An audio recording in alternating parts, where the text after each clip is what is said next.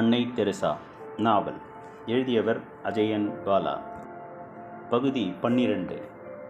இந்தியாவுக்கு போப் வருகை. நாம் செய்யும் சேவை கடலின் ஒரு துளி போன்றதுதான். ஆனால் அதை நாம் செய்யாவிட்டால் கடலில் ஒரு துளி குறைந்துவிடும் அல்லவா? சொன்னவர் அன்னை தெரசா. 1964 இந்தியாவுக்கு போப்பாண்டவர் ஜான் பால் சுற்றுப்பயணம் வந்தார். போப்புக்கு அப்போதைய அமெரிக்க ஜனாதிபதி லிண்டன் ஜான்சன் விலை உயர்ந்த கான்டினென்டல் காரை பரிசாக அனுப்பி வைத்தார். போப்புடன் அன்னையும் சுற்றுப்பயணத்தை மேற்கொண்டிருந்தார். சுற்றுப்பயணம் முடிந்து விமான நிலையத்துக்கு வந்த போப் அந்த காரை அன்னைக்கு பரிசாக தந்தார். பரிசு தருபவர் போப்பாண்டவர் என்பதால் அன்னை அதனை மறுக்கவில்லை. ஆனால் அதற்குள் பல விமர்சனங்கள்.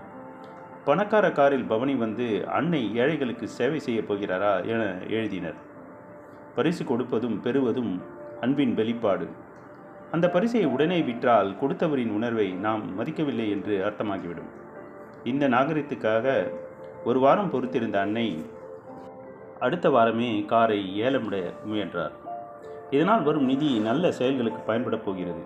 எனவே ஏலம் எடுப்பவர்கள் நல்ல விலைக்கு எடுங்கள் என அறிவிப்பு செய்தார் அன்னை. அதுபோலவே அந்த விலை உயர்ந்த கார் நல்ல விலைக்கு ஏலம் போனது. அந்த தொகை முழுவதையும் அறக்கட்டளைக்கான கணக்கில் சேர்த்தார். சேவைக்கு இன்னும் அதிக பணம் தேவைப்பட்டது. அந்த சமயத்தில் பணக்காரர் ஒருவர் அன்னையிடம் ஒரு பெருந்தொகையை கொடுத்துவிட்டு ஓர் ஆலோசனையும் தந்தார். இந்த பணத்தை அப்படியே வங்கியில் போட்டு அதன் மூலம் மாதம் மாதம் வரும் வண்டி பணத்தை சேவைக்காக வைத்துக் கொள்ளும்படி சொன்னார். அன்னை இந்த தொகை இப்போது தேவையில்லை என மறுத்தார். பணக்காரருக்கு அதிர்ச்சி. அவர் சென்ற பின்னர் சகோதரிகள் அன்னையிடம் இது குறித்து பேசிய போது, ஒரு நோயாளி உயிருக்கு போராடும்போது தான் ஒன்றுக்கும் பயன்படாத பணம் இருந்தாலும் ஒன்றுதான், இல்லாவிட்டாலும் ஒன்றுதான். இவ்வளவு பணம் வரும், இவ்வளவு செய்யலாம் என கணக்கு போட்டால் நாம் இந்த சேவை தொடங்கினோம். எல்லாம் தானாகவே நடக்கும். நமக்கு தேவையான பணத்தை இறைவன் கொடுப்பான் என அவர்களை சமாதானப்படுத்தினார் அன்னை. அதே பணக்காரர் தான் இறப்பதற்கு பின் தன் மொத்த சொத்துக்களையும் அன்னையின் ஆசிரம பணிகளுக்கே எழுதி வைத்துவிட்டு இறந்தார். அன்னையின் பல்வேறு குணங்களில் மற்றவர் மனம் நோகாத குறும்பும் ஒன்று.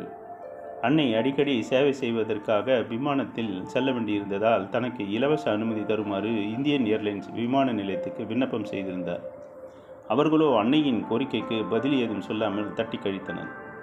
ஒரு கட்டத்தில் பொறுமை இழந்த அன்னை, வேண்டுமானால் என்னை உங்கள் விமானத்தில் பணிப்பெண்ணாக பணிபுரிய அனுமதியுங்கள். உங்களுக்கான பணத்தை வேலை செய்து கழித்து விடுகிறேன் என எழுதினார். அடுத்த நாளே அந்த கடிதத்துக்கு பதில் வந்தது. அவரது இலவச பயணத்துக்கான அனுமதி கடிதம்தான் அது. ஒரு முறை அன்னை காசா விமான நிலையத்திலிருந்து வெளியே வந்தார். அவரை பரிசோதித்த பாதுகாப்பு அதிகாரி அன்னையிடம் ஆயுதம் எதையாவது ஒளித்து வைத்திருக்கிறீர்களா என சிரித்து கொண்டே கேட்க, பதிலுக்கு அன்னை ஆமாம் இருக்கிறது என்றதும் அதிகாரி அதிர்ந்தார். உலகில் உள்ள அனைவரையும் தாக்கும் அன்பு எனும் பலமான ஆயுதம் என்றார் அன்னை. கண்களில் ஒளி சிந்த சிரித்து கொண்டே அந்த அதிகாரியின் உடல் பரவசத்தில் அதிர்ந்தது. விலை உயர்ந்த சேலை அணிந்து கொண்டு ஒரு பெண் அன்னையின் ஆசிரமத்திற்கு சேவை செய்ய வந்தார். அன்னை அந்த சேலையை தடவி பார்த்தார். அப்போது அந்த பெண் பெருமிதத்துடன், இது போன்ற விலை உயர்ந்த சேலைகளைத்தான் நான் அணிவேன் என கூறினாள். அன்னைக்கு அவர் மனதை நோகடிக்க விருப்பமில்லை. இந்த சேலையின் விலை எவ்வளவு என கேட்டார். 800 ரூபாய் என பதில் சொன்னார் அந்த பெண். அப்படியானால் எனக்காக ஒன்று செய். நாளை முதல் சேலையை 500 ரூபாய்க்குள் எடுத்துக்கொள். மீதமுள்ள 300 ரூபாய்க்கு எங்கள் விடுதியில் இருக்கும் ஏழை பெண்களுக்கு எவ்வளவு வருமோ அத்தனை சேலைகளை வாங்கி கொண்டு வா. உன்னை போல அவர்களும் மகிழ்ச்சி அடைவார்கள் என கூறினார். அதன் பின் அதுவே 400, 300, 200 என குறையத் துவங்கியது. அன்னை, போதும், இனிமேல் நீ குறைக்க வேண்டாம் என கூறினார். ஆனால் அந்த பெண்ணோ, ஏன் எனக்கான மகிழ்ச்சியின் அளவை குறைக்கிறீர்கள்? கொடுப்பதன் மூலம் இன்பத்தை இப்போதுதான் நான் முழுமையாக உணர்கிறேன் என்றார். சேவை செய்வதற்கு கூட அன்னை பல சங்கடங்களையும் எதிர்ப்புகளையும் சந்திக்க வேண்டியிருந்தது. ஏழைகளுக்கு இலவச உதவி செய்து அவர்களை மேலும் சோம்பேறி ஆக்குகிறீர்கள் என பலரும் குற்றம் சாட்டினர். அவர்களது குற்றச்சாட்டில் ஒருவனுக்கு மீனை கொடுப்பதை விட மீன் பிடிக்க கற்றுக் கொடுப்பது சாலச் சிறந்தது என்ற வாசகம் அடிக்கடி பயன்படுத்தப்பட்டு வந்தது. அன்னை அதற்கு பதில் சொல்லுகிற போது, நீங்கள் சொல்வது உண்மைதான். ஆனால் நான் மீன் பிடிக்கவே தெம்பில்லாமல் இருப்பவர்களைத்தான் குளிப்பாட்டி சோறுட்டி மீண்டும் தெம்பு பெற என்னால் முடிந்ததை செய்கிறேன். அது முக்கிய பணி என்றும் நினைக்கிறேன். அந்த பணி செய்வதற்காகத்தான் இங்கு அதிகமான சேவையும் தேவைப்படுகிறது. ஆனால் என் பணி முழுமையாக முடிவுற்றதும் நானே உங்களிடம் அவர்களை அனுப்பி வைக்கிறேன். நீங்கள் அவர்களுக்கு மீன் பிடிக்க கற்றுக் கொடுங்கள் என்றார். ஜனவரி 4, 1970 அன்று அன்னைக்கு ஒரு கடிதம் வந்தது. அல்பேனியாவிலிருந்து வந்திருந்த அந்த கடிதத்தை எழுதியிருந்தவர் அவரது சகோதரி ஆகா. கடிதத்தில் அன்னையின் தாய் பெர்னாய் உடல்நிலை மோசமான நிலையில் இருப்பதாகவும் கடைசியாக ஒரு முறை அன்னையை பார்க்க விரும்புவதாகவும் எழுதியிருந்தார். அன்னைக்கு மனம் கனத்தது. உலகுக்கே தன்னை முழுமையாக அர்ப்பணித்த பின் இப்போது தன் தாயாருக்காக கலங்கலாமா என்று உள்ளுக்குள் மனசாட்சி கேள்வி எழுப்பியது.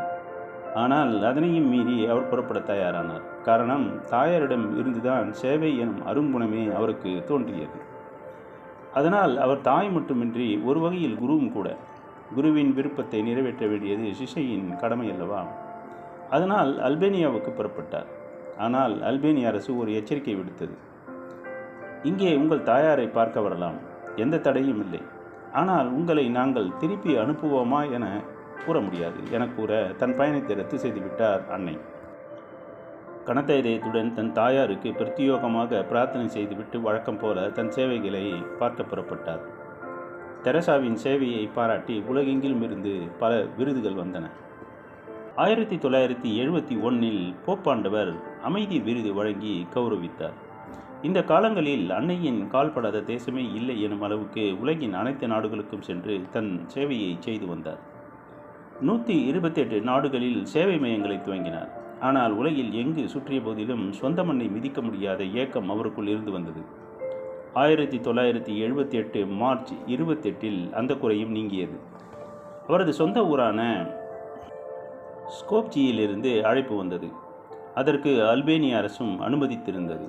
ஆனால் அதற்கு ஒரு வருடத்திற்கு முன்பே அன்னையின் தாயாரும் சகோதரி அகாவும் இறந்திருந்தனர். அன்னை தெரசா நாவல் தொடரும்.